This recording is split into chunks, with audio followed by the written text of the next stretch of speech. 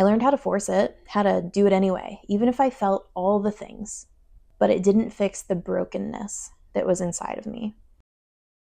Welcome to another episode of The Wild Way Home. Today I'm going to be reading an entry from my journal that is more recent, and it's also just more reflective of everything that's happened in my life and of how I used to be and of the patterns that I've found and of the patterns that I've recognized that I've since started addressing. But they run deep. And if you remember me talking about a trauma ball, there's layers and layers and layers of trauma, and we just build on top of our deepest wounds. And some of those deep wounds from a really long time ago, if you pull that thread, it goes all the way to the center. And so we have to just disentangle all of it to really get to the bottom. And as you work through your trauma, you're just unraveling this trauma ball as you heal yourself. I used to shrink. I didn't believe in myself, truly. I questioned myself. I tried not to draw attention. I actually wore dark colors because I didn't want to stand out. I would wear all black. All my life, I focused on blending in, trying to go under the radar, trying to keep the peace, trying to stay quiet, reducing friction. People pleasing. I even tried reducing friction other people were creating by jumping in and trying to control situations where I thought I was helping to smooth things over. I was trying to exude control over other situations and other people because of my wounds and my triggers. I sacrificed my voice and my personal, physical, and emotional safety at times. I thought people were better than me, that they were right and I was wrong when it came down to it. I realized through doing all of this work that I was constantly pitting myself and pedestaling everybody else. And when I looked at it, I was like, why do I think so little of myself and so highly of everybody else? I thought that other people knew better than me, and I was afraid that I was just dumb. I remember that dumb belief in 6th grade, but the more that I've sat with it, the more I remember feeling it even earlier than that. I was a misfit, misunderstood. I was really book smart, but that didn't make me a lot of friends. So I tried to blend in, but I got made fun of when my book smart didn't align with being normal smart. And I got made fun of for being dumb, for not understanding things, for being overprotected in my home and not knowing a lot of the things that kids were talking about. And part of that is just growing up. Part of that is just life.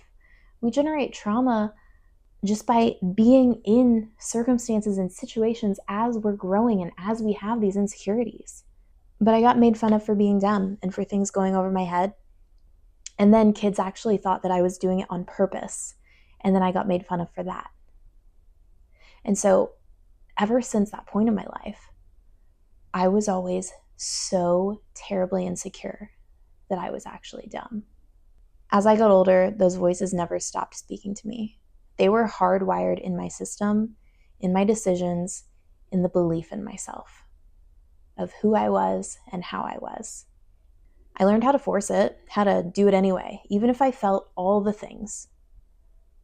But it didn't fix the brokenness that was inside of me. I felt like a fraud. I felt hopeless, so insecure, so not enough. And I relied so heavily on external validation, on people pleasing, on making sure that I was appeasing people, on making sure that I had approval, on making sure that I wasn't creating friction because I needed the validation that everything that I was doing was okay. And so I was running my thoughts, my filters, my words through exactly that, a filter to make the rest of the world happy. And it wasn't until I started doing the work, becoming more aware of the thoughts going through my head, that I realized I had beliefs about myself that were crushing me.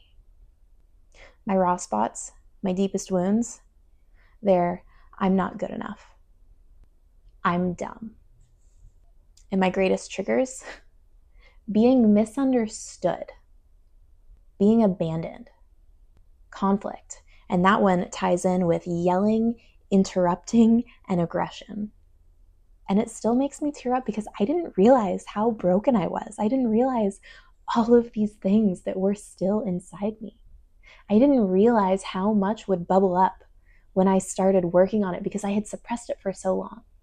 And when you put something in that deep, dark cave and you lock away all of your secrets, all of the things that you're ashamed of, and you throw the key out and you never look at it again, you forget it's there, but your body knows that it's there. And your subconscious, that higher hardwired programming, it knows it's there. And even though you're not consciously paying attention to it, it is running your whole life. And by the time I realized all of it, I had built a life to prove something. I had chased success, big moves, risks, and big goals to finally earn that I was enough. I'm going to say that again.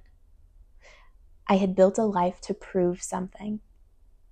I had chased success, big moves, risks, and big goals to finally earn that I was enough. And every time something landed, every time I accomplished something, I waited to feel like I was enough, and I never did. It was always, well, the next goal and the next goal. And that's how I became a high achiever. I realized that I had been behaving from the belief that my output was equal to my worth, that my value depended on how hardworking I was. And then when I got into business, that my hard work was only valuable if I didn't take breaks. And that then it was actually bad and invaluable for me to slow down, for me to take breaks. And I realized that I had to have things to prove to myself that I was smart. I had to have that external validation, acing tests, getting certifications, validation from the people around me. And then in business, years in, making hundreds of thousands of dollars and changing the world, I still wasn't happy. I was broken. I was numb. And I had more insecurity and self-doubt than ever. It was just magnified because now I was doing bigger things and making bigger decisions, and I was more unsure with myself. And the only way to fix it was to go back to the beginning, back to that trauma ball, back to what is at the core. I had to go back to the beliefs that I had as a little girl and rewrite every belief that had ever pulled me away from my dreams, any belief that had ever pulled me away from myself. Every belief that says, I can't. Every belief that says, I'm not smart enough. You're not good enough. And I have gone back and I have done the work, and it takes time. Those trauma balls, those are huge. How many years have you been spinning that wheel, building that trauma ball? It doesn't go away overnight. It's layer after layer after layer of working on the deepest, darkest things that you haven't thought about in so long that you're ashamed of even admitting, that your conscious mind is even afraid of acknowledging. And as I've begun doing this work, I have a lot more awareness, and I still catch myself. Nobody's fully healed. Everybody has triggers. It's how we respond to them. Respond over react. Understand the patterns in your life that are not doing you any favors. Understand the patterns in your life that are actually doing you a disservice. Those are the ones that we have to work on. The positive patterns are great. We don't need to take those away. But the ones that are limiting you, the ones that are causing you the self-doubt, the ones that are preventing you from achieving your goals, from getting into that relationship, or worse, making your current relationship chaos, or calling in all of the toxic or abusive relationships. By the way, toxic is a soft word for abusive, I've come to realize. Toxic is a people-pleasing word in relationships when we're just afraid to say what we mean when we mean abusive. So your problems didn't start with whatever situations or issues that you have in your life right now. They started years ago. And it's up to you and it's up to me to do the work and to tease down and unravel this big, huge trauma ball. Because the monster isn't everybody else in the world. The monster is you. And I mean that to say, when we look in the mirror, we think we see one thing. When we look at the world, we see something else. When we look at the world, we see how ugly it is, how mean it is, how everybody's out to get you. But that's because that's the way that you think about yourself. That's the perspective that you have on the world. That's the filter that you're looking through because of the beliefs that you have about yourself. So if you change your beliefs about yourself, if you change your beliefs about the world, you'll start seeing the world a little bit differently. You'll start seeing more love, more gratitude, more happiness in the world. If you feel more love, more gratitude, more happiness, if you stop feeling the negative beliefs, if you stop going in those negative loop cycles. And that's something that I had to understand. That's something that kept me in cycle after cycle of depression. That's something that when the rug got pulled out from under me, I became suicidal. The wounds that we have make our reactions to things 1,000 times worse.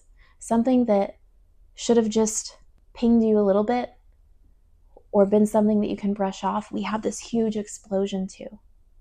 And it's because of the wound. It's because it makes it hurt so much more. Looking at this journal entry, it's so deep and it's so personal, but I think a lot of my raw spots, my deep wounds, I think a lot of those are aligned with the ones that most people have. I'm not good enough. I'm dumb. Being misunderstood. Those are the things that we compare ourselves to each other. We're like, oh, they're better than me. That means I'm not good enough. That person got picked for this over me, whether it's a team or a relationship, I'm not good enough. And it starts to be how we speak to ourselves. And then how we start comparing ourselves to every other person who maybe we envy where they are, or maybe we envy what they have. And so it becomes this comparison game. And that's where this whole concept of I am her, she is me came into play. Because I fell into that.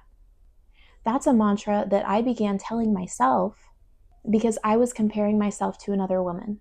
And those comparisons were based on the deep-seated, unhealed wounds that I had not addressed yet. And I've said it before, and I'll say it again. As we grow, as we evolve into the best version of ourselves, now we have this awareness of all of these patterns. We also have a better understanding and a better lens for understanding other people, why they do the things that they do, what they must have gone through. And when you lead with love, it's hard to say, oh, that person's a terrible person. That's not true. They're doing the best they have with what they have. They have unhealed wounds. We are all going through this human experience together. We are all experiencing the trials and the challenges. I am you, you are me. And that's the thing that speaks so strongly to me. That I am her, she is me. That is my sister. She has gone through some shit. I have gone through some shit. And especially when we start working on all of the deep-seated things, and we start working on this trauma ball, and we can do it separate but together. We can do it together in unison. We can build this bond, and we can say, I see you, I was you, I am you. I am her, she is me. I hope that landed, and I'll see you in the next episode.